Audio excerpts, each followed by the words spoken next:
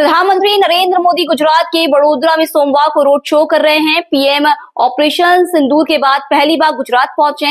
उनके road show में हजारों की संख्या में लोग पहुंचे। प्रधानमंत्री मोदी सोमवार और मंगलवार गुजरात में रहेंगे। वे राज्य में विभिन्न विकास परियोजनाओं का उद्घाटन और शिलान्यास करेंगे। पीएम मोदी के रोड शो में हजारों की संख्या में लोग पहुंचे। इस दौरान लोगों ने पीएम पर फूल भी बरसाए। पीएम मोदी ने इससे पहले राजस्थान का दौरा किया था। वे बीकानेर पहुंचे थे। उन्होंने इस दौरान बीकानेर के लिए कई कार्रवाई परियोजनाओं का उद्घाटन किया। प्रधानमंत्री नरेंद्र मोदी गुजरात के 2 दिनों के दौरे पर वडोदरा पहुंचे। ऑपरेशन सिंदूर के बाद उनका यह पहला गुजरात दौरा है। यहां रोड शो के दौरान उनका भव्य स्वागत किया गया। सड़क किनारे भारी संख्या में मौजूद लोगों ने उनके ऊपर फूल बरसाकर खुशी का इजहार किया। पीएम मोदी वडोदरा से दाहोद जाएंगे। बता दें कि पीएम मोदी अपनी इस यात्रा के दौरान राज्य में विभिन्न विकास परियोजनाओं का उद्घाटन और शिलान्यास करेंगे। जानकारी के मुताबिक प्रधानमंत्री मोदी के वडोदरा में रोड शो के दौरान भारतीय सेना के अधिकारी कर्नल सोफिया कुरैशी के परिवार के सदस्यों ने भी पुष्प वर्षा की। पीएम मोदी के रोड शो पर कर्नल सोफिया कुरैशी की जुड़वा बहन शाइना सुन्ना ने कहा कि पीएम मोदी से मिलकर हमें अच्छा लगा। पीएम मोदी ने महिला सशक्तिकरण के लिए बहुत कुछ किया। सोफिया मेरी जुड़वा बहन है। जब आपकी बहन देश के लिए कुछ करती है तो यह न केवल मुझे बल्कि दूसरों को भी प्रेरित करता है। पीएम मोदी का थोड़ी देर में एक लोकोमोटिव निर्माण संयंत्र को राष्ट्र को समर्पित करने का कार्यक्रम है। इसके बाद ही एक इलेक्ट्रिक लोकोमोटिव को हरी झंडी भी दिखाएंगे। इसके बाद वे दाहोद में करीब 24,000 करोड़ रुपए की लागत वाली कई विकास परियोजनाओं का शिलान्यास और उद्घाटन करेंगे। पीएम मोदी कार्यालय की ओर से जारी आधिकारिक विज्ञप्ति में कहा गया है कि वे एक सार्वजनिक समारोह को भी संबोधित करेंगे। भाइयों बहनों, यहां आने से पहले मैं वडोदरा में था। वहां हजारों की संख्या में माताएं बहनें आई थी। वे सभी बहनें देश का, हमारी सेनाओं का अभिनंदन करने वहां पहुंची थी। उन्होंने इस पावन कार्य का निमित्त मुझे बनाया। मैं इसके लिए हमारी मातृशक्ति को नमन करता हूं। यहां दाहोद में भी आप सभी ने, माताओं बहनों ने तिरंगा झंडा हाथ में लेकर के ऑपरेशन सिंदूर के लिए अपना ढेर सारा आशीर्वाद दिया है। दाहोद की ये धरती तप और त्याग की धरती है। कहते हैं कि यहीं दुधिमती नदी के तट पर महर्षि दधीची ने सृष्टि की रक्षा के लिए देह का त्याग किया था। ये वो धरती है जिसने क्रांतिवीर तात्या टोपे के संकट के समय सहायता की थी। मानगढ़ धाम यहां से ज्यादा दूर नहीं है। मानगढ़ धाम गोविंद गुरु की सैकड़ों आदिवासी सेनानियों के बलिदान का प्रतीक है। यानी ये क्षेत्र मां भारती की मानवता की रक्षा के लिए हमारे तप और त्याग को दर्शाता है। जब हम भारतीयों के संस्कार हैं तो सोचिए, जम्मू कश्मीर के पहलगाम में आतंकवादियों ने जो कुछ किया, क्या भारत चुप बैठ सकता है? क्या मोदी चुप बैठ सकता है?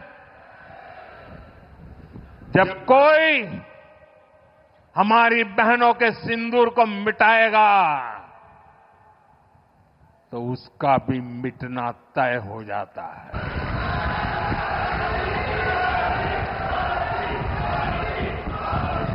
और इसलिए ऑपरेशन सिंदूर सिर्फ एक सैन्य कार्रवाई नहीं है। ये हम भारतीयों के संस्कारों, हमारी भावनाओं की अभिव्यक्ति है।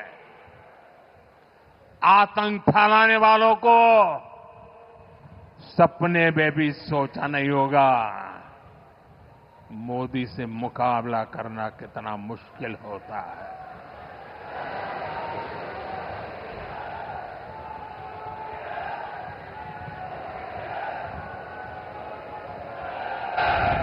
तिरंगा लहराते रहिए।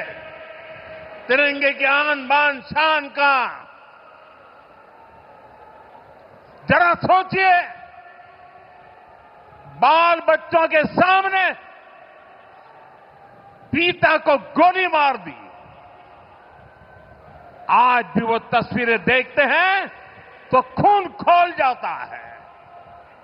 आतंकवादियों ने 140 करोड़ भारतीयों को चुनौती दी थी, इसलिए मोदी ने वही किया जिसके लिए देशवासियों ने, आपने मुझे प्रधान सेवक की जिम्मेदारी दी। मोदी ने अपनी तीनों सेनाओं को खुली छूट दी और हमारे शूरवीर ने वो कर दिखाया जो दुनिया ने पिछले कई दशकों से नहीं देखा था। हमने सीमा पार चल रहे आतंक के 9 सबसे बड़े आतंकी ठिकाने उनको ढूंढ निकाला, अता पता पक्का कर लिया और 22 तारीख को उन्होंने जो खेल खेला था, 6 तारीख रात को 22 मिनट में हमने उनको मिट्टी में मिला दिया।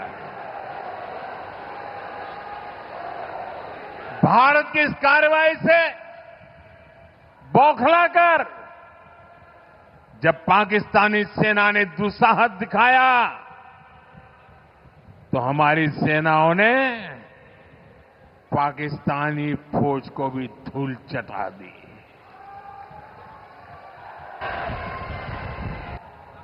मुझे बताया गया यहां भी हमारे सेना के निवृत्त जवान बहुत बड़ी तादाद में आए हैं।